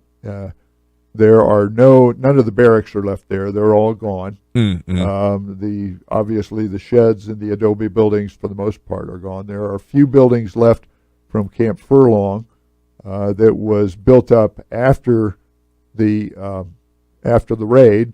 I mean, there were tons of troops there, and there was an infantry regiment there all the way up into the 1920s. Really? The 24th. So we still kept an eye on the border. There was still a concern. And there was still a strong military presence after this. Of anyone getting frisky, so to speak, with those ideas of national borders and that kind of thing. So that's an interesting overview of everything that happened during that raid and, of course, the aftermath of it. So, again, joining us here in studio right now has been John Hamilton, a local military historian, with getting into the reports. And I had never heard that about the orders for rearming of ammunition after that, of being thousands of rounds, tens of thousands. It's amazing to read that, but that was what was reported. So it was reported here. So thank you very much for speaking with us about all of this, breaking down the details, and, of course, the significance of it here today. Very good, sir. Appreciate it. My pleasure. And thank you all very much for having joined us here for the El Paso History Radio Show. I've been your host, Andrew J. Polk. We'll do it again next week, as we do every Saturday morning, 10 to noon, right here on News Radio 690 KTSM. So until then, until next time, have a great one, y'all. We'll see you next week. Have a great week.